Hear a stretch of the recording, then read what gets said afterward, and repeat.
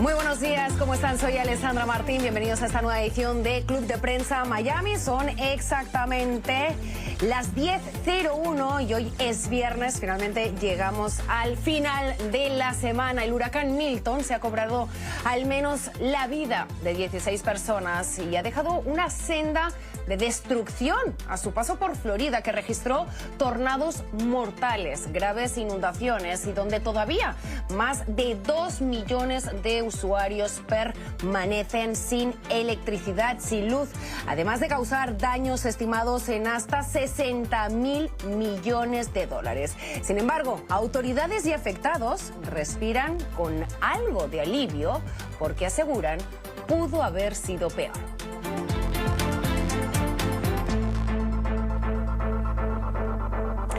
Y saludamos a esta hora a Irene Sanz, meteoróloga de Weather and Radar USA desde Miami. Y también tenemos al otro lado a Galo Arellano, periodista de Canela News desde Miami también. ¿Cómo estáis? Muy buenos días, feliz viernes. Buenos días.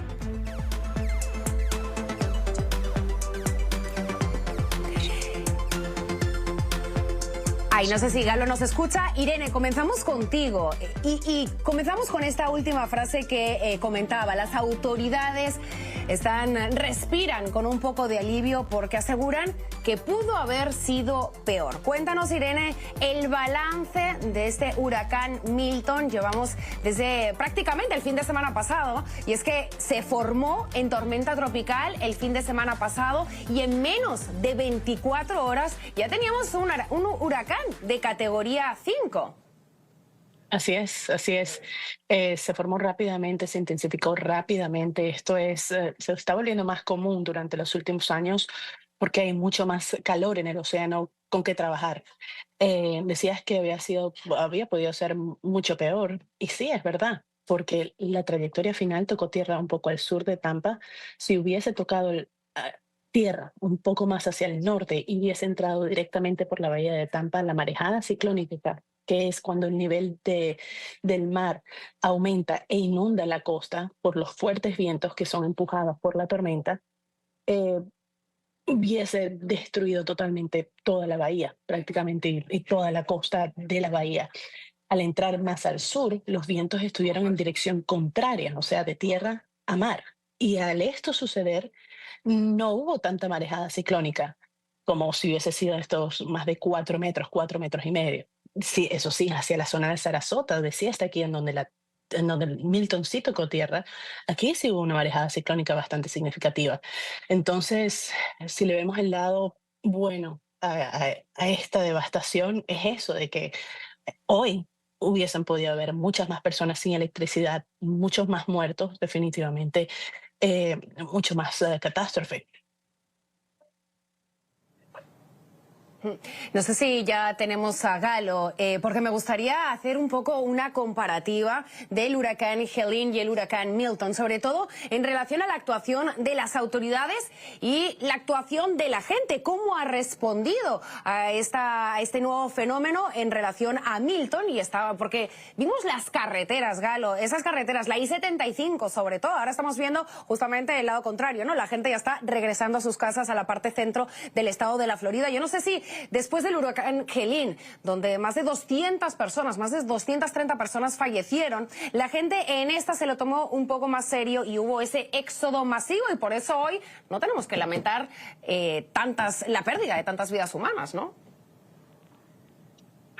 Así es, mira, muchas personas han dicho que fue exagerado lo que las autoridades anunciaron, pero al fin de cuentas, si te pones a pensar, es mucho mejor prevenir y prepararse para lo peor que enfrentar después desastres, sobre todo con vidas humanas. En este caso podríamos decir que el huracán Milton golpeó de una manera menos fuerte de lo que se esperaba, pero la verdad es una muy buena noticia. Ahora bien, hay que ver la cantidad de tornados que ha traído este fenómeno atmosférico. Por lo menos 50 tornados han sido reportados, sobre todo en el área de San Lucie, en el área entre Tampa, en Jacksonville, y eso la verdad es de que ha llamado mucho la atención porque de todas las víctimas que existen, hay 16 personas que por lo menos se cuentan como que han fallecido. La mayoría de ellas habrían muerto precisamente en estos tornados y la gente describe como momentos horrorosos, ¿no? Ahí se puede ver exactamente la fuerza de la naturaleza. A diferencia de un huracán, la gente con un tornado tiene apenas minutos para poder protegerse o guarecerse en un lugar, y esa es la gran diferencia, ¿no? Que durante el huracán yo creo que las autoridades hicieron lo correcto. Lo único que quizás llamó mucho la atención es que se politizó en algún momento esta llamada telefónica que la vicepresidenta habría hecho al gobernador Ron DeSantis y que él no habría contestado. Al fin de cuentas, ella es la vicepresidenta y ella es un gobernador. Creo que debió ahí haber habido la comunicación entre ambos. Me gusta el punto que has tocado porque de hecho era una de las preguntas que tenía preparada, esa politización de la tormenta, pero vayamos primero con los fallecidos. Bien lo comentabas, Galo, en el condado de San Lucie 6 personas muertas, en St. Petersburg 2, en el condado de Volusia 4, en el de Citrus 1, Hillsborough 1, Polk 1 y Orange 1. Y ese fenómeno de los tornados, Irene, yo justamente el miércoles veía el feed en Twitter o en X del National Weather Service, del Servicio Nacional de Meteorología, y era alucinante porque era todo advertencias de tornados que se dieron entre 4 y 6 de la tarde. Eran justamente horas previas del impacto del huracán Milton, y todas esas advertencias y sobre todo esos avistamientos de formaciones o tornados se vieron en la costa este, justamente en el lado contrario del ojo del huracán, sin haber impactado tierra, y también algunos en el sur de Florida. El Servicio Nacional de Meteorología decía, hemos emitido más de 150 advertencias, un día récord para el estado de la Florida. Sin embargo, aún no está claro cuántos tornados impactaron tierra. Irene, yo he intentado entender científicamente por qué se dio ese fenómeno, y hay una cosa que apuntaba Galo que es esencial. No es que sean imprevisibles, pero es mucho más imprevisible que un huracán, que lo vas viendo en el radar y puedes informar a la población que se proteja días previos o que se preparen. Vemos a esta gente en San Lucie, en Palm Beach, que directamente les agarró por sorpresa totalmente. Estaban como prevenidos para el huracán, pero no para un tornado. Y tornados, varios tornados. Sí, así es, porque cuando el lado derecho de la tormenta tiende a tener estas bandas de lluvia que son más fuertes. Lo que pasó con esta tormenta exactamente fue que el aire seco se estuvo filtrando desde el sur, y al filtrarse aire seco hubo menos lluvia en el extremo sur de la Florida. O sea, la lluvia culminó antes, pero todavía quedaban algunas bandas de lluvia esporádicas. Empezamos a ver un poco el sol durante horas de la mañana, a partir de las 9 de la mañana hasta la 1 de la tarde más o menos. Tuvimos algunos periodos del sol aquí en el sur de la Florida, incluyendo la zona de San Lucie. ¿Y qué pasó? Que esta energía que la atmósfera agarra del calentamiento con el sol inestabiliza más la atmósfera. Al inestabilizar más la atmósfera, las bandas de lluvia agarraron un poco más como de intensidad. Ya había rotación del viento de por sí, porque esto es usual con las tormentas tropicales, con los huracanes, que se formen estas bandas de lluvia que pueden tener rotación adentro de ellas, pero al añadirle un poco el calor, entonces las tormentas se profundizaron un poco más, se alargaron en la atmósfera, se volvieron más fuertes, y por eso es que ocurrieron estos tornados. Por lo general, las tormentas tropicales y los huracanes no tienen tornados más de EF1, que van por categorías. Sí, ya han habido algunos tornados clasificados EF2. ¿Por qué? Por este mismo calentamiento, por el aire seco que se filtró al sur de la tormenta. Así que fueron varios ingredientes que se unieron a esta receta que, bueno, complicó la situación bastante. De hecho, Irene, nosotros tuvimos la posibilidad de recorrer ayer el condado de Palm Beach, concretamente Palm Beach Gardens. Pensábamos que íbamos solo a un vecindario devastado, un video que había circulado en redes sociales. Sin embargo, allá donde miraras había destrucción y devastación. Y lo que nos comentaban algunos vecinos es, me agarró en casa, el ruido era tal que la vibración la sentía en el cuerpo. Imagínense los momentos de terror. Vamos a escuchar a uno de esos testimonios, en este caso en el condado de San Luis. Veamos. Lo escuchamos cuando empezó a pasar, así que terminamos yendo al baño. Mientras íbamos al baño para cubrirnos y sentarnos en el piso, fue cuando el techo comenzó a desprenderse. Empecé a ver hacia afuera de la casa, todas las ventanas reventaron. Fue devastador, hasta el punto en que todo lo que estaba en el ático salió volando por mi casa. El techo comenzó a desprenderse mientras el tornado giraba sobre mí. Sentí como si el tornado estuviera girando sobre mi cabeza. Y de hecho, ahí estamos viendo algunas imágenes, a ver si podemos seguir viendo imágenes de esa destrucción de los tornados que nos tocaba más de cerca aquí en el sur de la Florida. Estamos hablando exactamente a 1 hora aproximada a Palm Beach Gardens y a 2 horas 15 minutos a San Lucie. Son ambos condados personas que no estaban preparadas o prevenidas para toparse con este fenómeno. Irene, hablabas de categorías. Nosotros ayer en esa ruta que hicimos, la verdad que los tornados aún no se sabe con precisión y me gustaría que quizás tú tienes la última información, ¿no? Porque el condado de San Lucie estaba hablando que de momento está confirmado por el Servicio Nacional de Meteorología 2 tornados que impactaron tierra. Sin embargo, dicen que podrían haber hasta 12. ¿Cuántos tornados tocaron tierra? Porque hay un baile de cifras. El gobernador Ron DeSantis, justamente antes de que impactara tierra en esa última rueda de prensa el miércoles, hablaba de 19, pero el Servicio Nacional de Meteorología está diciendo que, bueno, que tiene que trabajarlo, ¿no? No sé si tienes alguna información al respecto y, sobre todo, cuán poderosos han sido esa fuerza de tornados que hemos visto totalmente tejados arrancados. Veíamos un tráiler que yo no sé si pesaba toneladas y toneladas, totalmente volteado, pickups que estaban en un lugar y aparecieron en otro. Una destrucción impresionante, ¿no? Sí, así es. Los tornados en sí, tú dijiste al principio, no se pueden predecir tan bien como los huracanes. Los tornados nada más sabemos si las condiciones están favorables para que se formen, pero como se pueden formar, quizás no se forman, ni mucho menos sabemos en dónde se pueden formar exactamente. Hay muchísimos ingredientes y la atmósfera es gigantesca, eso, imposible de decir con precisión.